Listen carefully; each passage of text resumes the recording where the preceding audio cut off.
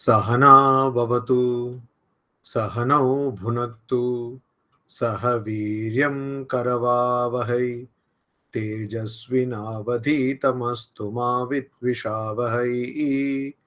ओम शांति शांति शांति। हरि ओम।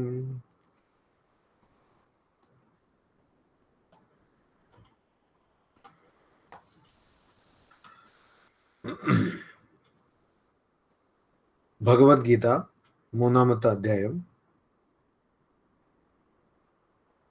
ഇവിടെ ആഗ്രഹമാണ് എല്ലാ പ്രശ്നങ്ങളുടെയും കാരണം എന്ന് ഭഗവാൻ ശ്രീകൃഷ്ണൻ അർജുനനോട് പറയുന്നു. ആഗ്രഹമാണ് എല്ലാറ്റിൻ്റെയും അടിസ്ഥാനപരമായ കാരണം. ഇവിടെ ഇന്ദ്രിയങ്ങളെ എന്താണ് നയിക്കുന്നത്, അതിൻ്റെ മുകളിൽ എന്താണ് ഉള്ളത് എന്ന് ആ ക്രമം 40-ാമത്തെ ശ്ലോകത്തിൽ ഭഗവാൻ ശ്രീകൃഷ്ണൻ പറയുന്നു. ഇന്ദ്രിയാണി മനോബുദ്ധി അസ്യ അധിഷ്ഠാനം ഉച്യത്തെ ഏതൈഹി വിമോഹയതി ഏഷ ജ്ഞാനം ആവൃത്യ ദേഹിനം. ഇന്ദ്രിയാണി, പഞ്ച ഇന്ദ്രിയങ്ങൾ, മനഃ മനസ്സ്. മനസ്സെന്ന് പറയുമ്പോൾ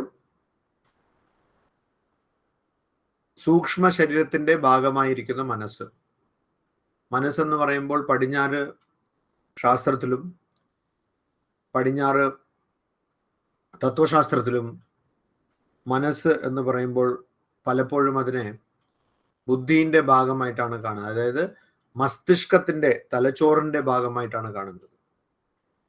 പക്ഷേ സനാതനധർമ്മ പാരമ്പര്യത്തിൽ, പ്രത്യേകിച്ച് വേദാന്തത്തിൽ, മനസ്സെന്ന് പറയുമ്പോൾ സൂക്ഷ്മ ശരീരം, അതായത് ഈ സ്ഥൂല ശരീരത്തിലല്ല ഉള്ളത് മനസ്സ്, അത് സൂക്ഷ്മ ശരീരത്തിലാണ് ഉള്ളത്. ഈ സൂക്ഷ്മ ശരീരം ജന്മാന്തരമായി പോയിക്കൊണ്ടേയിരിക്കും. അതായത് ഒരു ജന്മം കഴിഞ്ഞ് വേറൊരു ജന്മം എടുക്കുമ്പോൾ ഈ സൂക്ഷ്മ ശരീരം ഒന്നു തന്നെയാണ് അവിടെ. അതുപോലെ തന്നെ കാരണ ശരീരം എന്ന് അറിയപ്പെടുന്ന അജ്ഞാനം, അതും അവിടെ തുടരുന്നു. അപ്പോൾ സൂക്ഷ്മ ശരീരത്തിൽ അഹങ്കാരം, ചിത്തം, മനസ്സ്, ബുദ്ധി. അപ്പോൾ അവിടെ വരുന്ന ബുദ്ധി അത് വേറെ ബുദ്ധിയാണ്. ആ മനസ്സ് അവിടെ വരുന്നു. അപ്പൊ ആ മനസ്സിനെ കുറിച്ചാണ് ഇവിടെ പറയുന്നത്. ഇന്ദ്രിയങ്ങളെ നയിക്കുന്നത് മനസ്സാണ്. ബുദ്ധി അസ്യ അധിഷ്ഠാനം ഉച്യത്തെ. അതായത് ഈ പറഞ്ഞിരിക്കുന്ന ആഗ്രഹത്തിന്റെ സ്ഥലം, അല്ലെങ്കിൽ ആഗ്രഹം എവിടെയാണ് ഉള്ളത് എന്ന് പറഞ്ഞാൽ ഇന്ദ്രിയങ്ങളും മനസ്സും ബുദ്ധിയും ആണ് ആഗ്രഹങ്ങളുള്ള സ്ഥലം. അപ്പൊ ഈ ഇന്ദ്രിയങ്ങൾ എന്ന് പറഞ്ഞാൽ സ്ഥൂല ശരീരത്തിലാണ് ഇന്ദ്രിയങ്ങൾ ഉള്ളത്, പഞ്ച ഇന്ദ്രിയങ്ങൾ നമുക്കറിയാം. മനസ്സും ബുദ്ധിയും അത് സൂക്ഷ്മ ശരീരത്തിലാണുള്ളത്. അപ്പൊ സൂക്ഷ്മ ശരീരത്തിലുള്ള മനസ്സും ബുദ്ധിയും സ്ഥൂല ശരീരത്തിലുള്ള ഇന്ദ്രിയങ്ങളും, ഇതാണ് ആഗ്രഹമുള്ള സ്ഥലം. അസ്യ അധിഷ്ഠാനം ഉച്യത്തെ. അപ്പൊ ഇതാണ് അതിൻ്റെ വാസസ്ഥലം. ഇവിടെയാണ് ഇത് വസിക്കുന്നത്. അതായത് ഈ സ്ഥലത്തിലാണ് വസിക്കുന്നത്. അപ്പോൾ ഏറ്റവും മുകളിലുള്ള, ഏറ്റവും ഉയരത്തിലുള്ള സ്ഥലം എന്താന്ന് വെച്ചാൽ ബുദ്ധിയാണ്. ബുദ്ധിയാണ് മനസ്സിനെ നയിക്കുന്നത്. മനസ്സ് ഇന്ദ്രിയങ്ങളെ നയിക്കുന്നു. ഏഷഃ ഏതൈഹി ജ്ഞാനം ആവൃത്യ ദേഹിനം വിമോഹയതി. ഏഷഃ, ഏഷഃ എന്ന് വെച്ചാൽ ആഗ്രഹം. ആദ്യം പറഞ്ഞല്ലോ, കാമ ഏഷ, ക്രോധ ഏഷ. അപ്പോൾ ആഗ്രഹം തന്നെയാണ് കോപമായി മാറുന്നത്. ഈ ആഗ്രഹം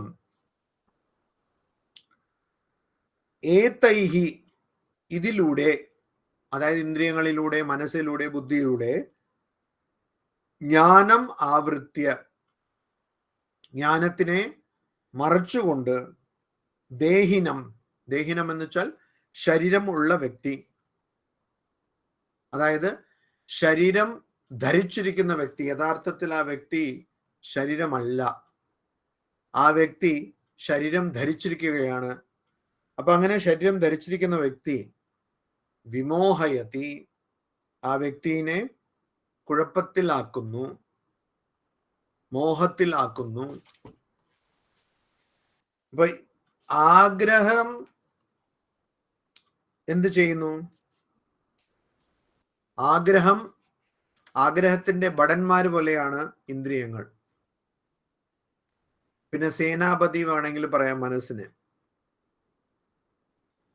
അതിൻ്റെയും വലിയ ചീഫ് കമാൻഡറാണ് ബുദ്ധി. അപ്പോ ആഗ്രഹം ആണ് രാജാവ്. എങ്ങനെയാണോ ഒരു യുദ്ധം ചെയ്യുമ്പോൾ നമ്മുടെ ശത്രു ആരാണ്, ആ ശത്രുവിൻ്റെ സേന എങ്ങനെയാണുള്ളത്, ആ സേനയുടെ വ്യവസ്ഥ എങ്ങനെയാണുള്ളത്, സേനാപതി ആരാണ്, ആ സേനാപതികളെയൊക്കെ നയിക്കുന്ന വലിയ സേനാപതി ആരാണ് എന്നുള്ള ഈ വിവരങ്ങളൊക്കെ നമുക്ക് ആവശ്യമാണ്. ഈ വസ്തുതകളൊക്കെ അറിഞ്ഞാൽ നമുക്ക് കുറച്ചും കൂടി നല്ലവണ്ണം യുദ്ധം ചെയ്യാൻ പറ്റും. അതുപോലെ തന്നെയാണ് ഇവിടെ ഭഗവാൻ ശ്രീകൃഷ്ണൻ ശത്രു ആദ്യം പറഞ്ഞല്ലോ, വിദ്യേനം ഇഹ വൈരിനം, ഇതിനെ നിന്റെ ശത്രു എന്ന് അറിയണം, ഇതിനെ ആഗ്രഹത്തിനെ. അപ്പൊ അങ്ങനെയാണെങ്കിൽ ആ ശത്രുവിനെ ജയിക്കാനുള്ള വഴി എങ്ങനെ ഉണ്ടാവും? ശത്രുവിന്റെ സേനയെ കുറിച്ച് അറിഞ്ഞാൽ മാത്രമേ അങ്ങനെ നമുക്ക് നല്ലോണം ജയിക്കാൻ പറ്റുള്ളൂ. അപ്പോ ശത്രുവിന്റെ സേന എന്താണ്? സേനയിലുള്ള ഭടന്മാരാരാണ്? ഇന്ദ്രിയങ്ങൾ, മനസ്സ്, ബുദ്ധി. ഏറ്റവും അവസാനം വരുന്നത് ബുദ്ധിയാണ്. അതുകൊണ്ട് ഈ മനസ്സും ബുദ്ധിയും ഇന്ദ്രിയങ്ങളും ഉപയോഗിച്ചാണ് നമ്മുടെ ശത്രു, അതായത് ആഗ്രഹം, യുദ്ധം ചെയ്യുന്നത്. അതുകൊണ്ട് മനസ്സിനെയും ബുദ്ധിയെയും ഇന്ദ്രിയങ്ങളെയും നമ്മൾ സൂക്ഷിക്കണം. വലിയൊരു കാര്യമാണ്. അപ്പോൾ മനസ്സ് പറയുന്നു എന്ന് നമ്മൾ പലപ്പോഴും പറയും. മനസ്സ് പറയുന്നു, എനിക്ക് മനസ്സിൽ ഇങ്ങനെ തോന്നുന്നു, എനിക്ക് ഇതാണ് ഇഷ്ടം, എനിക്ക് ഇപ്പോൾ ഇത് ചെയ്യാനാണ് തോന്നുന്നത് എന്നൊക്കെ അങ്ങനെ പലപ്പോഴും നമ്മൾ മനസ്സ് പറയുന്നത് കേട്ടിട്ടാണ് കാര്യങ്ങൾ ചെയ്യുന്നത്. അപ്പൊ മനസ്സാണ് ഇത് പറയുന്നത് എന്നാണ് ഇവിടെ. അപ്പൊ മനസ്സ് പറയുന്നതൊക്കെ എല്ലാം നമുക്ക് സ്വീകരിക്കാൻ പറ്റുമോ എന്ന് വെച്ചാൽ മനസ്സ് ശത്രുവിന്റെ ആളാണ്. അതുപോലെ തന്നെ ഇന്ദ്രിയങ്ങൾ പറയുന്നതാണ്. പക്ഷെ ഇവിടെ ഒരു പ്രശ്നമുണ്ട്.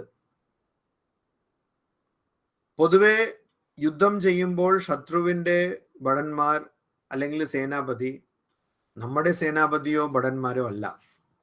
പക്ഷെ ഇവിടെ അങ്ങനെയല്ല. ഈ മനസ്സും ബുദ്ധിയും ഇന്ദ്രിയങ്ങളും ഉപയോഗിച്ച് തന്നെ നമ്മൾ നമ്മുടെ സ്വരൂപത്തിനെ അറിയണം, മനസ്സിലാക്കണം. നമുക്ക് വേറൊരു മനസ്സോ വേറൊരു ബുദ്ധിയോ വേറെ ഇന്ദ്രിയങ്ങൾ കിട്ടില്ലല്ലോ. ഈ ഇന്ദ്രിയങ്ങളിലൂടെ, ഈ മനസ്സിലൂടെ, ഈ ബുദ്ധിയിലൂടെ തന്നെ നമ്മൾ ആത്മീയ ലക്ഷ്യങ്ങൾ നേടണം. അപ്പൊ അങ്ങനെയാണെങ്കിൽ ഇവിടെ എന്താണ്? ആദ്യം ആ മനസ്സിനെയും ബുദ്ധിയെയും ഇന്ദ്രിയങ്ങളിനെയും നമ്മൾ നമ്മുടെ ഭാഗത്തേക്ക് കൊണ്ടുവരണം. നമ്മുടെ ഭാഗം എന്ന് പറയുമ്പോൾ ഇന്ദ്രിയങ്ങളിലൂടെ, മനസ്സിലൂടെ, ബുദ്ധിയിലൂടെ നമ്മുടെ യഥാർത്ഥ സ്വരൂപത്തിനെ അറിയുന്ന അതാണ് നമ്മുടെ ഭാഗം. അതായത് ഭഗവത് ദർശനം ഉണ്ടാകുന്ന അല്ലെങ്കിൽ ബ്രഹ്മജ്ഞാനം ഉണ്ടാകുന്ന അതാണ് നമ്മുടെ ലക്ഷ്യം. അപ്പൊ അതെങ്ങനെ കൊണ്ടുവരുമെന്നാണ് ചോദ്യം.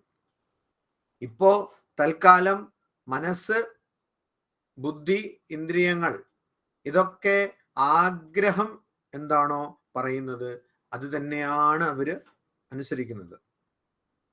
പക്ഷെ അങ്ങനെ അനുസരിച്ചാൽ പോരാ. സാധാരണ രീതിയിൽ യുദ്ധം ചെയ്യുമ്പോൾ നമ്മൾ എന്ത് ചെയ്യും? ആ ശത്രുക്കളിനെയൊക്കെ ഒട്ടാകെ നശിപ്പിച്ച് കളയും, അല്ലെങ്കിൽ കൊന്നു കളയും.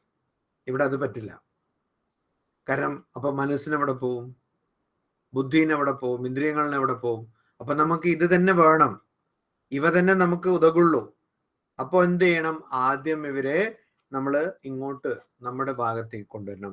അതാണ് 41 ശ്ലോകത്തിൽ പറയുന്നത്. തസ്മാത്വം ഇന്ദ്രിയാണി യാദൗ നിയമ്യ ഭരതർഷഭ പാപ്മാനം പ്രജഹി ഹേനം ജ്ഞാന വിജ്ഞാന നാശനം. ഭരതർഷഭ, അതായത് ഭരത ഋഷഭ. ഋഷഭ എന്ന് വെച്ചാൽ കാള എന്നാണ് അർത്ഥം.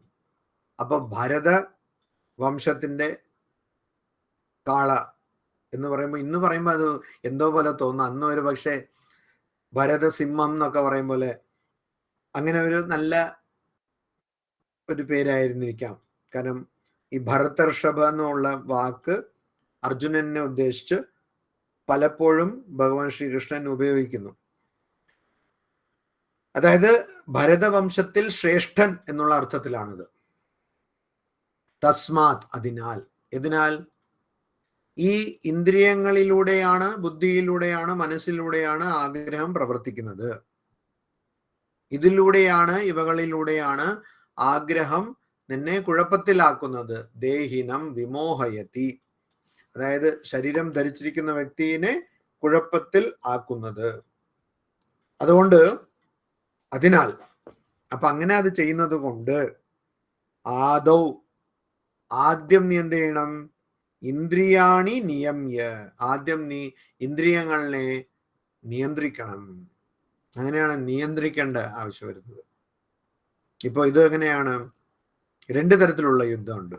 ഒന്ന്, യുദ്ധഭൂമിയിൽ ചെന്ന് വാളെടുത്ത്, അല്ലെങ്കിൽ കത്തിയെടുത്ത്, അല്ലെങ്കിൽ അമ്പെടുത്ത്, അല്ലെങ്കിൽ തോക്കെടുത്ത്, എങ്ങനെ വേണമെങ്കിലും ആവാം യുദ്ധം ചെയ്യുന്നത്. അപ്പൊ അവിടെ നമ്മൾ എന്താണ് നോക്കുന്നത്? ശത്രുക്കളെ കൊല്ലണം എന്നാണ്. അത്തരം യുദ്ധം ഇപ്പൊ ഇന്ന് ആധുനിക യുഗത്തിൽ വളരെ അപൂർവമാണ്. ഇന്ന് അങ്ങനത്തെ യുദ്ധമല്ല നമ്മൾ ചെയ്യുന്നത്. ഇന്ന് എന്താ യുദ്ധം? ഇന്ന് യുദ്ധം മസ്തിഷ്കത്തിന്റെ യുദ്ധമാണ്.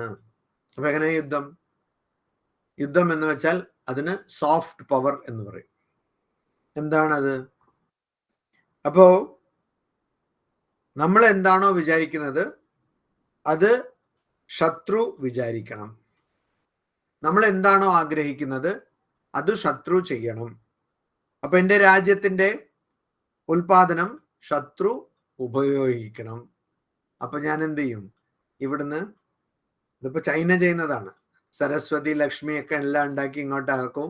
നമ്മുടെ രാജ്യത്തിൽ അത്ര ഭംഗിയായിട്ടുള്ള പ്രതിമകളോ അത്ര ഭംഗിയായിട്ടുള്ള കാര്യങ്ങള് അത്ര ചുരുങ്ങിയ വിലയ്ക്ക് നമുക്ക് ഉൽപാദനം ചെയ്യാൻ കഴിയുന്നില്ല. അപ്പൊ ഇവിടെ എന്താവും? മൊത്തം രാജ്യം മുഴുവനും അവര് ഉൽപാദനം ഉണ്ടാവും. അപ്പൊ അതൊരു യുദ്ധം ചെയ്യുന്ന രീതിയാണ്. അല്ലെങ്കിൽ നമ്മൾ പറയുന്നതൊക്കെ അവർ കേൾക്കണം. നമ്മുടെ തത്വശാസ്ത്രം, നമ്മുടെ ചിന്ത, നമ്മുടെ സംസ്കാരം ഒക്കെ അവര് എടുക്കണം. അതൊരു യുദ്ധരീതിയാണ്. അങ്ങനെ ഇവിടെ യുദ്ധം ചെയ്യാൻ പറ്റുള്ളൂ. കാരണം മനസ്സ്, ബുദ്ധി, ഇന്ദ്രിയങ്ങളൊക്കെ നമുക്ക് ആവശ്യമാണല്ലോ. അപ്പൊ വേറെ രീതിയിൽ യുദ്ധം ചെയ്യാൻ പറ്റില്ല. അപ്പൊ എന്ത് ചെയ്യണം? നമ്മള് അവരെ ചിന്തേനെ മാറ്റണം. ചിന്ത മാറ്റണമെങ്കിൽ ആദ്യം എന്ത് ചെയ്യണം? നിയന്ത്രണത്തിൽ കൊണ്ടുവരണം. ബ്രെയിൻ വാഷ് എന്ന് വേണമെങ്കിൽ പറയാം. അപ്പൊ ഈ ബ്രെയിൻ വാഷ് ചെയ്യുമ്പോൾ ആദ്യം നിയന്ത്രിക്കണമല്ലോ. നിയന്ത്രിച്ചു കഴിഞ്ഞിട്ടല്ലേ ബ്രെയിൻ വാഷ് ചെയ്യാൻ പറ്റുള്ളൂ. അപ്പൊ അതുകൊണ്ട് ഇന്ദ്രിയാണി നിയമ്യ, ആദ്യം ഇന്ദ്രിയങ്ങളെ നിയമ്യ എന്ന് വെച്ചാൽ നിയന്ത്രിക്കുക.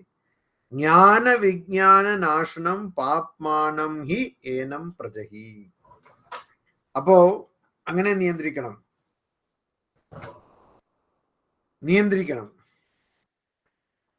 മാത്രമല്ല, അങ്ങനെ നിയന്ത്രിച്ചിട്ട് എന്ത് ചെയ്യണം?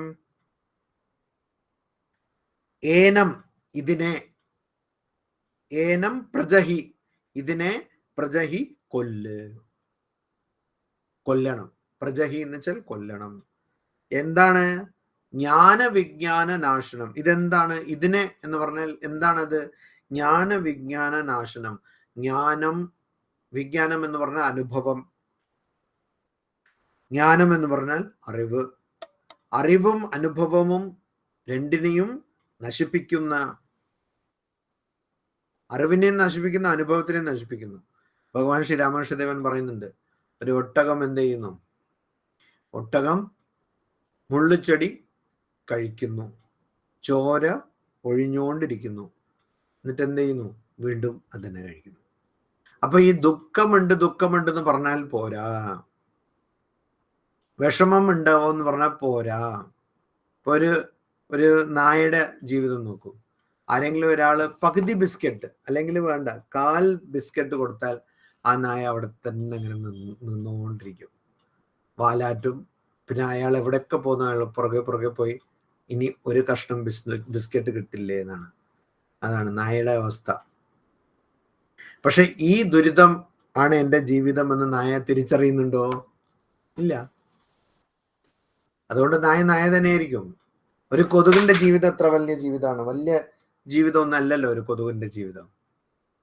കുറച്ചു നേരേ ഉള്ളൂ ഒരു കൊതുകിന്റെ ജീവിതം. പക്ഷെ ആ കൊതുക് അത് തിരിച്ചറിയുന്നുണ്ടോ? എൻ്റെ ജീവിതം ചെറുതാണ് എന്നുള്ള വസ്തുത, ആ യഥാർത്ഥം കൊതുക് തിരിച്ചറിയുന്നുണ്ടോ? ഇല്ല. അപ്പോ വിവേകം ഉണ്ടാവണം. ദുഃഖം മാത്രം ഉണ്ടായാൽ പോരാ, വിവേകം ഉണ്ടാവണം. അയ്യോ, എനിക്ക് ദുഃഖമുണ്ട്.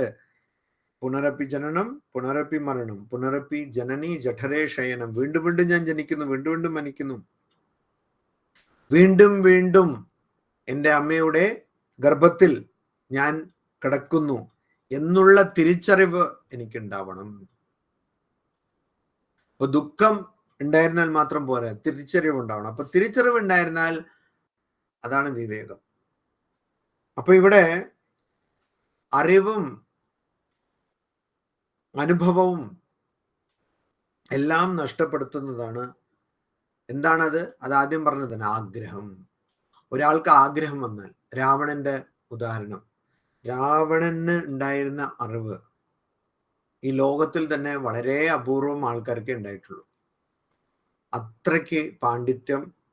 മാത്രമല്ല, രാവണനെ കൊന്നുകഴിഞ്ഞ് രാവണൻ മരിക്കാൻ കിടക്കുമ്പോൾ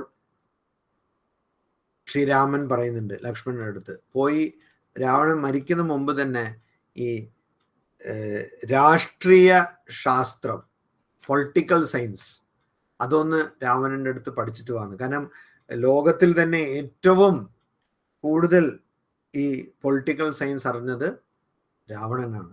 അപ്പൊ രാവണന് എത്ര കാര്യങ്ങൾ അറിയാം. കൈലാസം തന്നെ അവിടുന്ന് മൊത്തം പൊക്കാന്ന് വെച്ചാൽ അത് രാവണന് എല്ലാം അറിയാം. അത്രയ്ക്ക് ജ്ഞാനവുമുണ്ട്, അനുഭവമുണ്ട്, അറിവുമുണ്ട്, അനുഭവമുണ്ട്. പക്ഷെ ആഗ്രഹം കൊണ്ട് എന്തായി? തോറ്റുപോയി. അപ്പൊ ആഗ്രഹിക്കുമ്പോ എന്ന് പറയുന്നു, ഒരാൾ ചോദിക്കുന്നു, അല്ല രാവണ, നിനക്കറിയില്ലേ ഇത് ആരുടെ ഭാര്യയാണെന്ന്?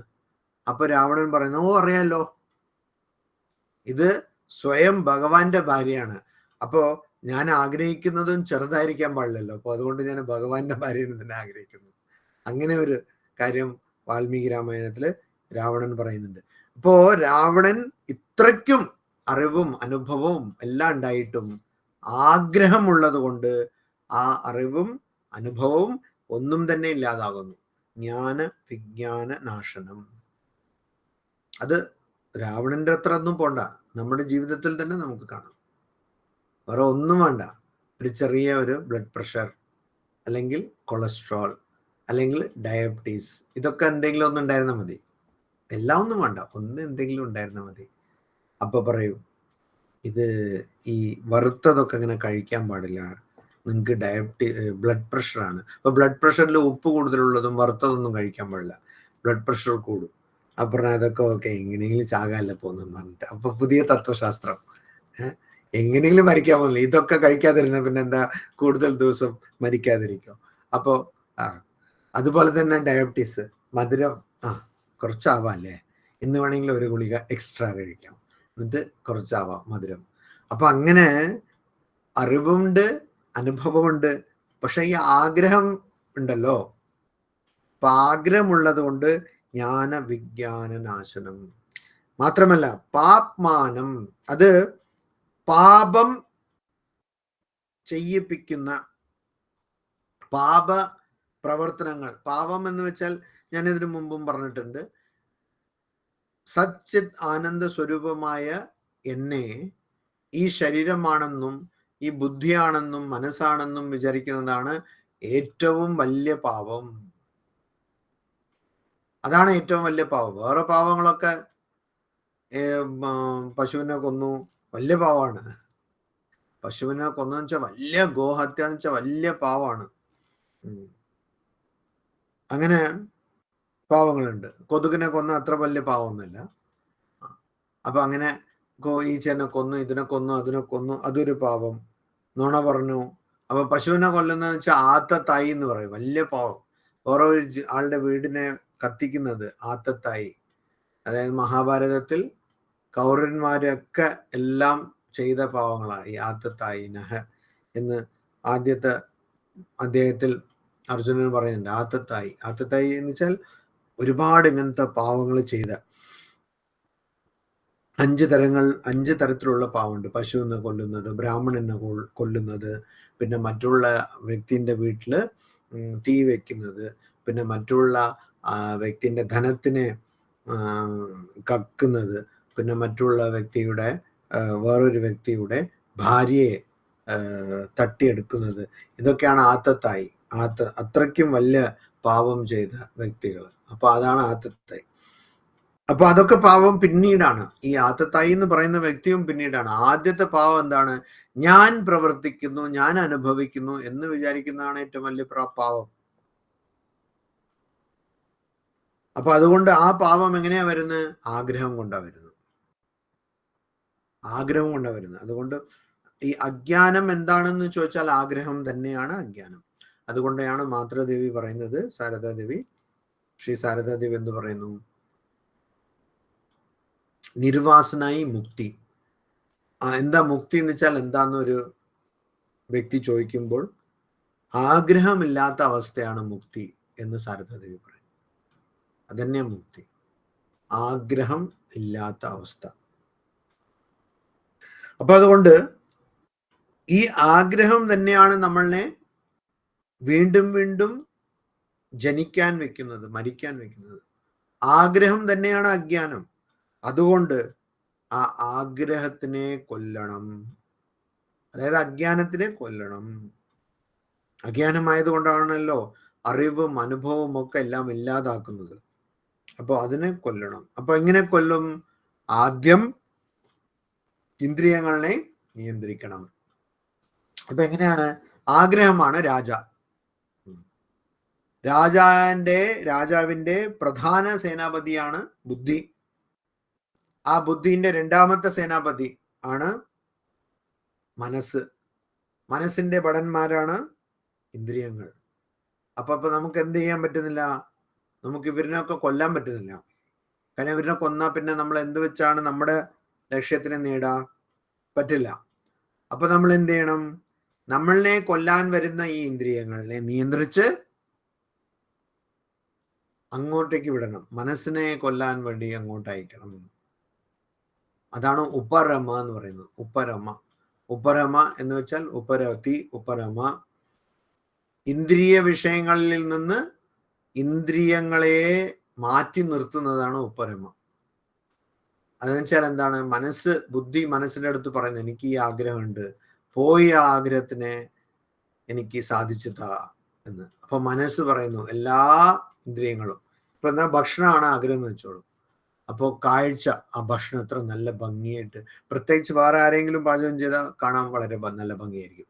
കാരണം ഈ പാചകക്കുറിപ്പോ അല്ലെങ്കിൽ യൂട്യൂബിലൊക്കെ അത്ര നല്ല ഭംഗിയായിട്ടായിരിക്കും അത് വെച്ചത്. നമ്മൾ ചെയ്താൽ അതിന്റെ 10% വരില്ല, അത് പോട്ടെ. അപ്പോൾ അതിങ്ങനെ നല്ല ഭംഗിയായിട്ട് അവിടെ ഉണ്ടാവും. അപ്പോൾ അത് കാഴ്ച. പിന്നെ രണ്ടാമത് എന്താണ്? അതിന്റെ ഗന്ധം, മണം, നല്ല മണം അത്. പിന്നെ അതിനെ സ്പർശിച്ചാൽ നല്ല ഒരു സോഫ്റ്റ്നെസ്, പിന്നെ കഴിച്ചാൽ രുചി. അങ്ങനെ പിന്നെ അത് ഉണ്ടാക്കുമ്പോൾ ഉണ്ടാവുന്ന ശബ്ദം, അത് ചിലപ്പോൾ കഴിക്കുമ്പോൾ ഉണ്ടാവുന്ന ശബ്ദം, അതുകൊണ്ട്. അപ്പോൾ അതൊക്കെ അങ്ങനെ എല്ലാ രീതിയിലും നമുക്ക് മനസ്സ് നമ്മുടെ 5 ജ്ഞാനേന്ദ്രിയങ്ങളും ഉപയോഗിച്ച് നമ്മളെ ആ ആഗ്രഹം സാധിക്കാൻ പ്രേരിപ്പിക്കുന്നു, അല്ലെങ്കിൽ ആ ദിശയിലേക്ക് നമ്മളെ മാറ്റുന്നു, ആ ദിക്കിലേക്ക് മാറ്റുന്നു. അപ്പൊ നമ്മൾ എന്ത് ചെയ്യണം? ഉപരമ എന്ന് പറഞ്ഞാൽ ഇത് കാഴ്ച കണ്ടു, പക്ഷെ അതിൽ ഞാൻ ആസക്തനാവില്ല. കുറെ കാര്യങ്ങൾ കേൾക്കുന്നു ശബ്ദം, പക്ഷെ അതിൽ ആസക്തനാവില്ല. സ്പർശിക്കുന്നു, ആസക്തനാവില്ല. അങ്ങനെ ഓരോ ഇതിൽ നിന്നും ആ മനസ്സിനെ മാറ്റി നിർത്തിയാൽ അപ്പൊ പിന്നെ മനസ്സിന് പോകാൻ വേറെ എവിടെയില്ലല്ലോ. അപ്പൊ മനസ്സ് ബുദ്ധിന്റെ അടുത്ത് തന്നെ പോയി ലയിക്കും. അപ്പൊ ബുദ്ധിനെ നമുക്ക് മാറ്റി അവസാനം ഈ മനസ്സ് ബുദ്ധി ഒന്നുമില്ലാതെ, അതായത് സൂക്ഷ്മ ശരീരം തന്നെ ഇല്ലാത്ത അവസ്ഥ ദിവസം നമ്മൾ അനുഭവിക്കുന്ന അവസ്ഥയാണ്. സുഷുപ്തിയിൽ ഈ അവസ്ഥ നമ്മൾ അനുഭവിക്കുന്നു, പക്ഷെ അറിയാതെ അനുഭവിക്കുന്നു, നമ്മുടെ നിയന്ത്രണം ഇല്ലാതെ അനുഭവിക്കുന്നു. പക്ഷെ ആ അവസ്ഥ തന്നെ നമ്മുടെ നിയന്ത്രണത്തിനോട് അല്ലെങ്കിൽ അറിഞ്ഞുകൊണ്ട് നമ്മൾ ആ അവസ്ഥ പ്രാപിക്കുമ്പോൾ അത് തന്നെയാണ് ഭഗവത് ദർശനം, അത് തന്നെയാണ് ആത്മജ്ഞാനം. അപ്പോ ആ അവസ്ഥ നമ്മൾ പ്രാപിക്കണം. സുഷുപ്തി അവസ്ഥയല്ല, സുഷുപ്തിനെയും മറികടന്ന അവസ്ഥ. സുഷുപ്തിയിലും അജ്ഞാനമുണ്ടല്ലോ. അപ്പൊ സുഷുപ്തിനെയും മറികടന്ന അവസ്ഥ നമ്മൾ പ്രാപിക്കണം. എന്താണ്? തുരീയം എന്ന് പറയും. അതായത് തുരീയ അവസ്ഥ, നമ്മുടെ യഥാർത്ഥ സ്വരൂപം എന്താണോ ആ അവസ്ഥ നമ്മൾ പ്രാപിക്കുന്നു. അപ്പൊ ആ അവസ്ഥ പ്രാപിക്കണമെങ്കിൽ ഈ ഇന്ദ്രിയങ്ങളെ തിരിച്ച് അങ്ങോട്ടേക്ക് തന്നെ വിടണം. മനസ്സ് അയച്ച ഭടന്മാരെ അവരുടെ നമ്മൾ കാര്യങ്ങളെ ബോധിപ്പിച്ച് നമ്മൾ അവരിനെ അങ്ങോട്ട് തന്നെ അയക്കണം. അതുപോലെ മനസ്സിനെ വീണ്ടും ബുദ്ധിയിലേക്ക് തന്നെ അയക്കണം. അപ്പൊ ബുദ്ധി അവസാനം നിവൃത്തികേട് കൊണ്ട് ബുദ്ധി ഇല്ലാതാവും. അപ്പോൾ അതുകൊണ്ട് ആദ്യം നമ്മൾ എന്താണ് ചെയ്യേണ്ടത്? നമ്മൾ ഇന്ദ്രിയങ്ങളെ നിയന്ത്രിക്കണം. പിന്നെ പറയുന്നു, ഇന്ദ്രിയാണി പരാന്യാഹു ഇന്ദ്രിയേഭ്യ പരം മനഃ മനസസ്തു പരാ ബുദ്ധി യോ ബുദ്ധേഹേ പരതസ്തു സഹ ഇന്ദ്രിയാണി പരാണി ആഹുഹു. ഇന്ദ്രിയങ്ങളെക്കാളും വലുതാണ് ആഹുഹു എന്നങ്ങനെ പറയുന്നു. ആര് പറയുന്നു? ഈ കാര്യങ്ങളൊക്കെ മനസ്സിലാക്കിയ, മനസ്സിനെയും ഇന്ദ്രിയങ്ങളെയും ബുദ്ധിയെയും നിയന്ത്രിച്ച് യഥാർത്ഥ സ്വരൂപത്തിനെ തിരിച്ചറിഞ്ഞ ആൾക്കാർ പറയുന്നു, ഋഷികൾ പറയുന്നു, മുനിമാര് പറയുന്നു, മഹാന്മാര് പറയുന്നു, ഇന്ദ്രിയേഭ്യ മനഃ പരം. ഇന്ദ്രിയങ്ങളെക്കാളും മനസ്സ് ഉയർന്നതാണ്. മനസ്സഹ തു ബുദ്ധി പരാ. പക്ഷേ മനസ്സിനേക്കാളും ബുദ്ധി ഉയർന്നതാണ്. യഹ തു ബുദ്ധേഹേ പരതഃ സഹ. പക്ഷെ ആരാണോ ബുദ്ധി, പക്ഷേ തു എന്ന് വെച്ചാൽ പക്ഷേ, യഹ ആരാണോ ബുദ്ധേഹേ പരതഃ ബുദ്ധിനേക്കാളും ഉയർന്നത്, സഹ അതാണ് എൻ്റെ യഥാർത്ഥ സ്വരൂപം, അല്ലെങ്കിൽ അതാണ് ആത്മൻ, അതാണ് ബ്രഹ്മൻ. അപ്പോ എല്ലാറ്റിനേക്കാളും ഉയർന്നത് ബ്രഹ്മനാണ്, എല്ലാറ്റിനേക്കാളും ഉയർന്നത് ആത്മനാണ്. അതിന് കീഴിൽ എന്താണുള്ളത്? ബുദ്ധി. അതിന് കീഴിൽ എന്താണുള്ളത്? മനസ്സ്. മനസ്സിന്റെ കീഴിൽ എന്താ ഉള്ളത്? ഇന്ദ്രിയങ്ങൾ. അപ്പൊ ആദ്യം ഇന്ദ്രിയങ്ങളെ ജയിക്കണം. അങ്ങനെ ജയിച്ചാൽ സ്വതവേ മനസ്സിനെ ജയിക്കാൻ പറ്റും. മനസ്സിനെ ജയിച്ചാൽ ബുദ്ധി ജയിക്കാൻ പറ്റും. ഇവയൊക്കെ നമ്മൾ ജയിച്ചെങ്കിൽ പിന്നെ നമ്മുടെ യഥാർത്ഥ സ്വരൂപം മാത്രമേ ഉണ്ടാവുള്ളൂ. ഇതിപ്പോ എന്താ പ്രശ്നം? നമ്മുടെ സ്വരൂപം നമ്മൾ മറന്നുപോയിരിക്കുന്നത് കാരണം എന്താണ്?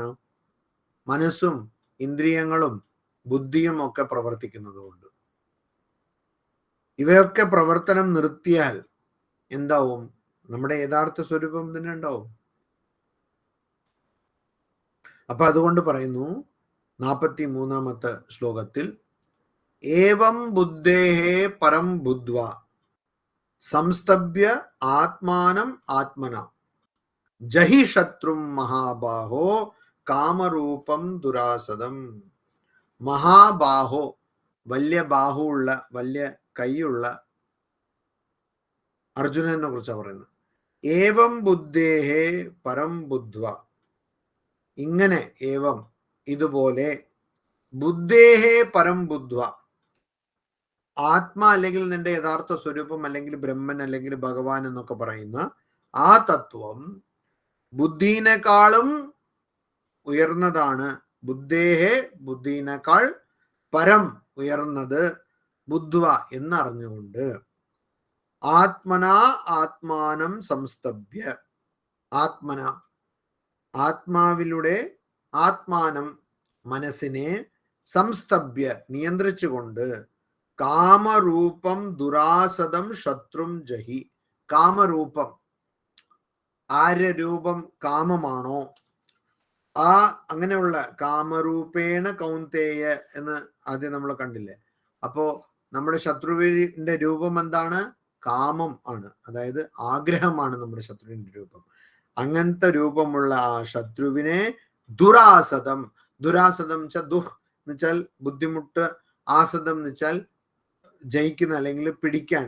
അപ്പൊ പിടിക്കാൻ ബുദ്ധിമുട്ടുള്ള അതായത് വളരെ പ്രയാസമാണ് പിടിക്കാൻ, അയാളെ ആ ശത്രുവിനെ കീഴടക്കാൻ പ്രയാസമാണ്. അപ്പൊ അങ്ങനെ കീഴടക്കാൻ പ്രയാസമുള്ള ശത്രുവിനെ ജഹി, ശത്രുവിനെ നശിപ്പിക്കൂ, ആ ശത്രുവിനെ കൊല്ലൂ എന്നാണ് പറഞ്ഞത്. അപ്പൊ ആദ്യം മനസ്സിലാക്കണം ആരാണ്. ഇപ്പോ യുദ്ധത്തിലൊക്കെ രാജാവിനെ കൊന്ന പിന്നെ യുദ്ധം തീർന്നു അവിടെ. പിന്നെ ബാക്കി ആൾക്കാരൊക്കെ കീഴടങ്ങും, കാരണം രാജ മരിച്ചല്ലോ, അത്രേ ഉള്ളൂ, യുദ്ധം തീർന്നു. അങ്ങനെയാണ്. അപ്പൊ ആദ്യം ഇതിന്റെ എല്ലാറ്റിന്റെയും പുറകുള്ള ആരാണ്? ബുദ്ധേഹേ, ബുദ്ധി. അപ്പൊ ആദ്യം ഈ ബുദ്ധിനെ കീഴടക്കിയാൽ എന്താവും? ആത്മന ആത്മാനം സംസ്തഭ്യ. അതുപോലെ തന്നെ മനസ്സിനെ നിന്റെ യഥാർത്ഥ സ്വരൂപം കൊണ്ട് കീഴടക്കി എന്താവും? മനസ്സും ബുദ്ധിയും കീഴടങ്ങിയാൽ പിന്നെ ഭടന്മാരൊന്നും പ്രവർത്തിക്കില്ല. സേനാപതിയും രാജാവും കീഴടങ്ങിയാൽ പിന്നെ അവിടെ ഒന്നും ആരുമില്ല.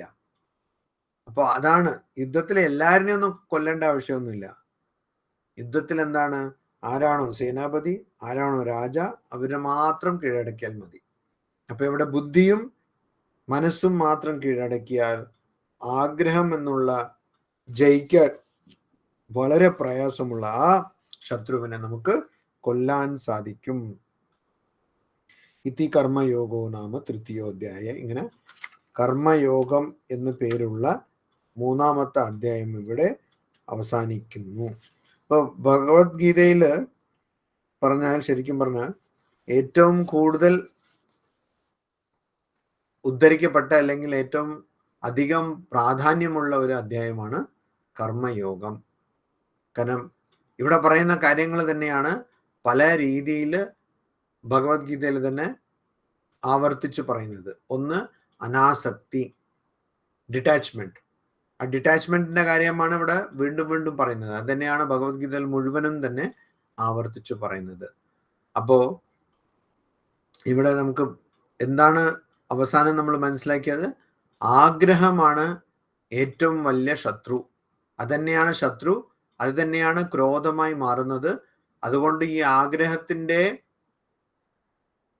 ഭടന്മാരായ ഇന്ദ്രിയങ്ങളെ നിയന്ത്രിച്ച് മനസ്സിനെയും ക്രമേണ ബുദ്ധിനെയും നിയന്ത്രിച്ചാൽ നമുക്ക് ആഗ്രഹമില്ലാത്ത അവസ്ഥ പ്രാപിക്കാൻ പറ്റും. അതായത് നമുക്ക് ഭഗവത് ദർശനം അല്ലെങ്കിൽ ബ്രഹ്മജ്ഞാനം, ആത്മജ്ഞാനം കിട്ടും.